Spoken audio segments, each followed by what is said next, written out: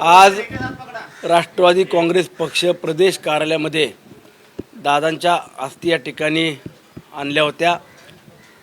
राज्यभरातले दादांवरती प्रेम करणारे सर्वसामान्य जनतेला दादांच्या अंत्यविधीकरता येऊ शकले नाही, अशा प्रत्येक जिल्ह्यातील आणि तालुक्यातील व्यक्तींना दादांच्या अस्थीचं दर्शन मिळावं याकरता आज पुणे जिल्ह्यातील ग्रामीण भागात जे दादांवरती प्रेम करणारे आहेत त्या सर्वांना या अस्थीचं दर्शन मिळावं याकरता पुणे जिल्ह्यातल्या ग्रामीण भागाकरता आज अस्थी कलश घेऊन पक्ष कार्यालयातून मी पुण्याला निघालेलो आहे। ज्या ज्या व्यक्तींना दादांचं दर्शन घेता आलं नाही त्यांना या अस्थीच्या माध्यमातून दर्शन घेता यावं हा पक्षातल्या सर्व प्रमुख नेतेमंडळींनी घेतलेला निर्णय होता, म्हणून आज आम्ही या ठिकाणून अस्थी घेऊन निघालेलो आहे।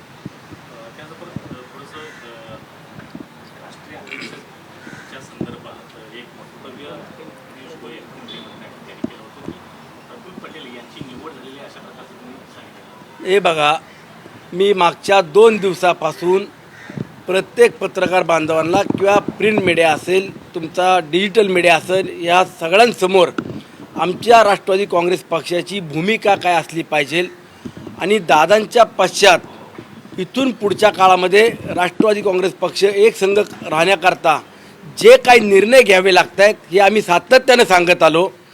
दादांचं अकालीत जाणं आज 5वा दिवस आहे आणि त्यानंतरनं राष्ट्रवादी काँग्रेस पक्ष एक संघ राहत असताना राष्ट्रवादी काँग्रेस पक्षाची जी घटना तयार करण्यात आली त्या अनुषंगानं आदरणीय दादा पक्षाचे राष्ट्रीय अध्यक्ष होते, दादांकडे सर्व पक्षाचे अधिकार होते। पक्ष संघटना हा एक भाग आणि पक्षाच्या चिन्हावरती निवडून आलेले आमदार विधिमंडळामध्ये कामकाज करत असताना विधिमंडळाचे गटनेते म्हणून देखील दादा होते। परंतु दादांच्या अकाली जाण्यानंतरनं ही संपूर्ण जबाबदारी कुणावरती द्यायची तर उत्तराधिकारी म्हणून सुनित्रा वहिनींना देण्याच्या बाबतीतला सर्व पक्षातल्या वरिष्ठ नेत्यांनी एकमत केलं आणि या कठीण परिस्थितीमध्ये सुनित्रा वहिनींना बारामतीहून मुंबईला यावं लागलं। सर्व विधिमंडळातील कामकाज असेल किंवा गटनेतेपदाची प्रक्रिया काल पूर्ण करत असताना राज्याचे मुख्यमंत्री हे प्रमुख आहेत, त्यांच्याशी देखील पक्षातल्या आमच्या प्रमुख नेतेमंडळींनी चर्चा केली आणि उपमुख्यमंत्री पदाच्या बाबतीत निर्णय घेण्याचा जो काही निर्णय झाला त्याबाबत देखील काल 5 वाजता सुनित्रा वहिनींनी उपमुख्यमंत्री पदाची शपथ घेतली। मी पुन्हा सांगतो, राष्ट्रवादी काँग्रेस पक्षाच्या उत्तराधिकारी म्हणून सर्वस्वी इथून पुढच्या काळामध्ये सुनित्रा वहिनी असतील। विधिमंडळातल्या कामकाजाच्या बाबत देखील आपण जर पाहिलं असेल तर गटनेत्या म्हणून सुनित्रा वहिनींच्या बाबत काल एकमत करण्यात आलं, एकमतानं निर्णय झाला आणि विधिमंडळामधले जे काही निर्णय घ्यायचे असतील ते देखील सुनित्रा वहिनींनीच घ्यायचे। उपमुख्यमंत्र्याची जागा ती खुर्ची उत्तराधिकारी म्हणून सुनित्रा वहिनींना देण्याबाबत पक्षातल्या सर्व प्रमुखांनी निर्णय केला आणि आम्ही देखील त्याला अनुमोदन दिलं। हा पहिला टप्पा पूर्ण केला आहे। आता पक्ष संघटना असेल, पक्षाचं विलीनीकरण असेल किंवा मर्ज करण्याच्या ज्या काही चर्चा सुरू आहेत ह्या आयत्या वेळेला ऐन वेळेला का उपस्थित केल्या जात आहेत? म्हणजे दादांचं मुख आपण जे त्याला जे म्हणतो की शेवटची क्षणीसुद्धा या चर्चा आपण का आणलेल्या आहेत? अंत्यविधी झाला आहे, आजचा 5वा दिवस आहे, अजून 10-12 दिवसानंतरनं यावरती पक्षातले नेतेमंडळी बसतील, चर्चा करतील। पण मी पुन्हा जबाबदारीनं सांगतो, आज सकाळीच सुनित्रा वहिनींचं माझं देखील फोनवरनं संभाषण झालं आणि वहिनींना सांगितलं, वहिनींनी आम्हालाही सांगितलं की आपण सगळेजण दादांचं स्वप्न जे आहे ते पूर्ण करण्याकरता आता सगळ्यांनी दुःख बाजूला ठेवलं पाहिजे, तुम्ही कुणी खचू नका, मी तुमच्यासोबत आहे। आणि आम्ही सांगितलं की वहिनी आपण आहात म्हणूनच आम्ही सुद्धा दादांचं स्वप्न पूर्ण करण्याकरता आता तुमच्या खांद्याला खांदा लावून या राज्यामध्ये फिरायचं आहे आणि दादांनी जे काही 35 वर्ष या महाराष्ट्राकरता झिजलेत ते स्वप्न आपल्याला दादांचं पूर्ण करायचं आहे। परंतु सुनित्रा वहिनींना आम्ही देखील सांगितलं की तुम्ही आता प्रमुख आहात, उत्तराधिकारी म्हणून तुमची जबाबदारी आहे. मग उद्याच्या काळामध्ये जे काही निर्णय होतील या बाबतीत तुम्ही पुढं असला पाहिजे.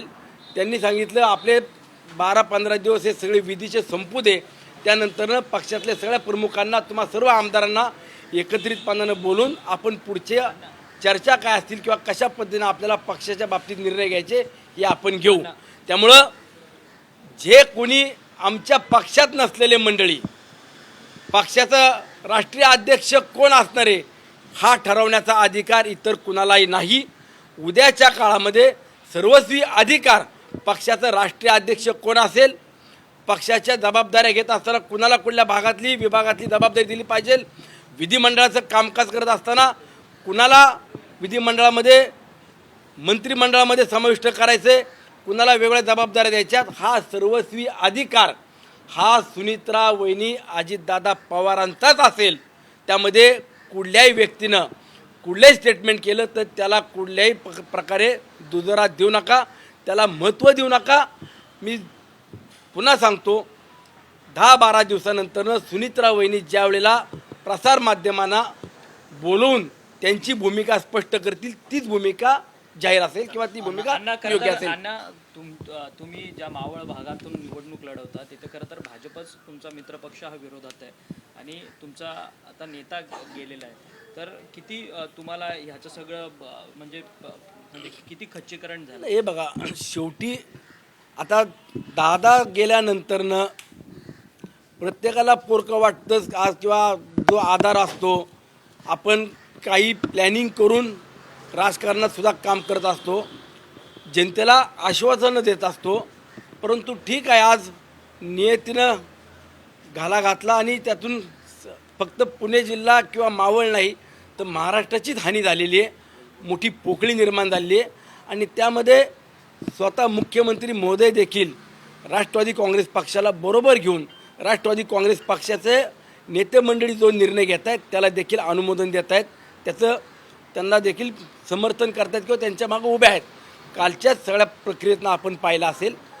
मग मी पुन्हा सांगतो, राष्ट्रवादी काँग्रेस पक्ष मर्ज करायचा का अजून काय करायचे, कुणाला राष्ट्रीय अध्यक्ष करायचा हा सर्वस्वी अधिकार सुनित्रा वहिनी हे सगळे विधी संपूर्ण झाल्यानंतरनं निर्णय घेतील. दादांनी आमच्यासोबत विलिनीकरणाच्या बाबतीतला आम्ही दर मंगळवारी बैठकीला देवगिरीला असताना सुद्धा कधी केली नव्हती. पण ठीक आहे, दादांची इच्छा काय होती किंवा काय करायचं हा नंतरचा भाग आहे. आज यावरती भाष्य आपण का करतो, नाही त्या विषयाला आपण सारखंच दुजोरा द्यायचं काम नाही करायला पाहिजे. परंतु जाणीवपूर्वक काय मंडळी तोच विषय तेच वारंवार चर्चा करतायत. मी तुम्हाला सांगतो, ह्याच्यामध्ये सुनित्रा वहिनी आमच्या उत्तराधिकारी आहेत. जो निर्णय सुनित्रा वहिनी घेतील तो राष्ट्रवादी काँग्रेस पक्षाच्या सर्वसामान्य कार्यकर्त्याला, प्रमुख व्यक्तींना, जबाबदार असलेल्या विधानसभेतल्या आमदारांना देखील तो निर्णय मान्य असेल, एवढंच मी सांगतो. या ज्या चर्चा आहेत एकंदरीतच ह्या ज्या चर्चा आहेत ना त्या शरद पवार साहेबांच्या वक्तव्यानंतर आहेत. मुळात राष्ट्रीय अध्यक्षपदाबाबत किंवा विलिनीकरणाबाबत ज्या चर्चा होत आहेत त्या राष्ट्रवादी काँग्रेस पार्टी शरदचंद्र पवार पक्षाकडून होत आहेत. तुमच्या पक्षाकडून कुठलेही नेते त्या अनुषंगानं बोलत नाहीत. मग ही चर्चा कोण घडू पाहत आहे? अहो, अंतविधीच्या दिवशी सुद्धा आपण बघितलं असेल तर काही मंडळी म्हणत होते आता दोन्ही पक्ष मर्ज करायचे, एकत्र यायचे. ठीक आहे, हा नंतरचा भाग आहे. तुम्ही अंतविधी होऊन द्यायचे आणि आज या चर्चा का करता? काही कालावधी जाऊ द्या, 10-15 दिवसानंतर या चर्चा आपण करू शकत नाही. पक्ष मर्ज करणं किंवा पक्षाचा राष्ट्रीय अध्यक्ष करताना कायदेशीर बाबीसुद्धा तपासल्या पाहिजे. आजही कोर्टामध्ये पिटिशन दाखल आहेत, याबाबत कुणी चर्चा करतं का की त्यामध्ये आता कशा पद्धतीने पुढे गेलं पाहिजे. कायदेशीर तांत्रिक ज्या ज्या अडचणी होत्या त्यातला पहिला टप्पा काल सुनित्रा वहिनींना गटनेतेपदी त्यांच्याकडे जबाबदारी देऊन त्यांना गटनेता तयार म्हणून त्या ठिकाणी सर्वांनी एकमताने निर्णय केला आणि उपमुख्यमंत्री म्हणून दादांच्या खुर्चीवरती बसण्याचा आम्ही त्यांना त्या ठिकाणी आग्रह केला आणि ही पहिली प्रक्रिया पूर्ण झाली आहे. त्यानंतरनं पक्ष मर्ज करायचा, राष्ट्रीय अध्यक्ष करायचा, याला 10-15 दिवसाचा वेळ कालावधी जाऊ द्या ना, महिनाभर जाऊ द्या. आज त्याच्यावरनं काय आलं आहे का? विधिमंडळातल्या आमदारांना एक संघ ठेवणं ही पहिली कायदेशीर प्रक्रिया होती, ती पूर्ण करायचं काम काल झालेलं आहे. पहिला टप्पा पूर्ण झाला आहे. नंतरच्या कालावधीत या सगळ्या घटनेला किंवा सगळ्या चर्चांना सुनीत्रा वहिनी स्वतः निर्णय घेतील, त्या सक्षम आहेत. अण्णा तुमच्या त्या जरी आज खचलेल्या असल्या तरी कोणाला दाखवत नाहीयेत मी खचले म्हणून. त्या स्वतः सक्षम आहेत आणि त्या महिला भगिनीचा आपण आदर केला पाहिजे. त्या स्वतः उद्या निर्णय घेतील तो आम्ही मान्य करू. चर्चा कोण करताय? मुख्यमंत्री चर्चा म्हणतायत कोण अजित करताय? पवारांच्या मृत्यूच्या ही एक चर्चा कोण दिवसापूर्वी करताय 2 अण्णा? तास माझ्यासोबत मुख्यमंत्री अण्णा, उपमुख्यमंत्री अजित पवारांसोबत चर्चा झाली. त्यांनी जर असं काही त्यांनी इच्छा व्यक्त केली असती तर माझ्यासोबत चर्चा केली असती. प्रत्येक गोष्ट अजित पवार माझ्यासोबत शेअर करत होते. नक्कीच आपण जर पाहिलं असेल तर दादांच्या अकाली जाण्यानंतरनं मुख्यमंत्री महोदय सुद्धा स्वतः त्यांची जर आपण परिस्थिती पाहिली तर तेही आपल्याला खचल्यासारखे दिसत होते. त्यांनाही ते वेदना त्या दुःख ते सहन कसं करत होते आपण सगळ्यांनी पाहिलं. परंतु मी पुन्हा सांगतो, राज्यामध्ये महायुतीचं सरकार म्हणून ज्या वेळेला राष्ट्रवादी काँग्रेस पक्ष, शिवसेना, भारतीय जनता पक्ष हा एकत्रितपणाने काम करत असेल, या राज्यामध्ये सरकार म्हणून जर राज्याचा कारभार पाहत असतील तर आगामी काळामध्ये या बाबतीत विधिमंडळातले काही निर्णय असतील तर त्यामध्ये मुख्यमंत्री आम्हाला देखील सहकार्य करण्याच्या भूमिकेमध्ये आहेत. परंतु पक्षाचे निर्णय घेताना हे सुनीत्रा वहिनीच घेतील, या बाबतीत कुणी मनात शंका आणू नका.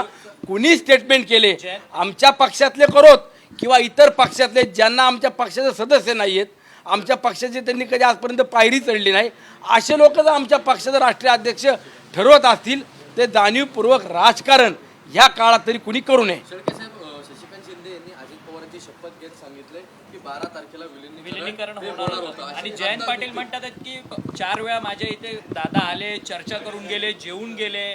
मी तुम्हा सर्व पत्रकार बांधवांना, मीडियाला हात जोडून विनंती करतो, आज दादा नसताना जे काही संकट या राज्यावरती पवार कुटुंबावरती आलेले, या परिस्थितीमध्ये पहिलंच त्यांना सावरू द्या. 12-15 दिवसानंतर, महिनाभरानंतर सुद्धा पक्ष विलगीकरण करायचा, मर्ज करायचा, राष्ट्रीय अध्यक्ष कोणाला करायचं याला कालावधी आहे, वेळ आहे. आज त्यावरती कुठल्याही प्रकारचा दुजोरा आपण देऊ नये. खोटं कोण बोलतंय? कारण की सातत्यानं त्यांच्या पक्षाकडनं अनेक नेते हा दावा करण्यात येतो. त्यांना एवढा दावा करायचा उतवळेपणा का आलाय? एवढा उतवळेपणा आजच का? ज्या वेळेला दादा हयातीत होते, दादांना तुम्ही कधी कुणी चांगल्या पद्धतीनं पाहिलं? कुणी का दादांना तुम्ही महाराष्ट्रात सुद्धा तुम्ही पक्षाचा अध्यक्ष करून नाही पाहिले?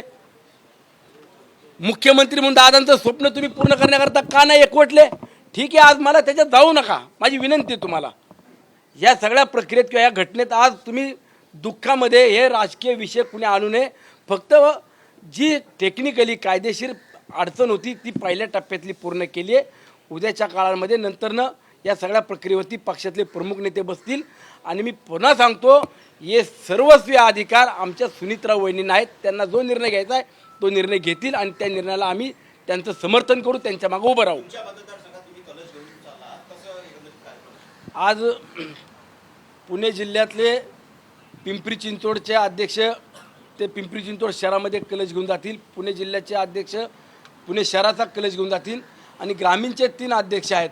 त्यामध्ये मावळ, भोर, राजगड आणि मुळशी या तालुक्यातल्या अध्यक्षांकडं मी हा कलश आता इथून गेल्यावरती त्यांना सुपूर्द करणार आहे.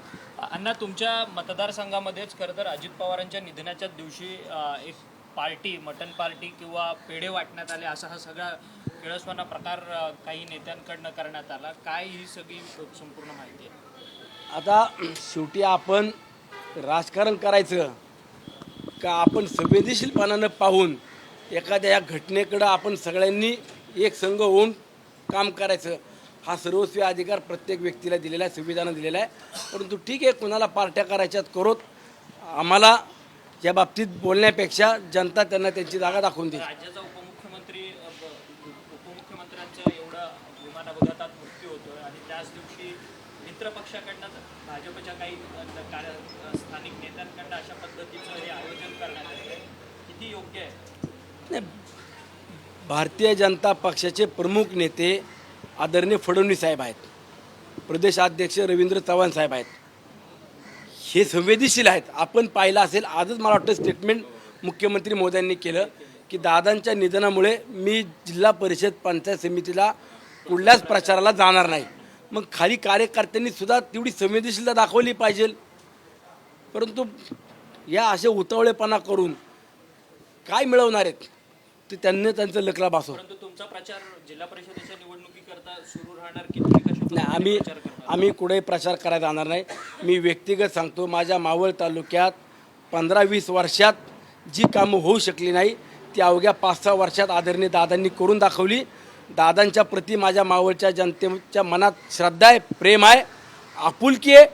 घराघरातला व्यक्ती त्या दिवशी घरात डोळ्यात पाणी आणून रडत होता.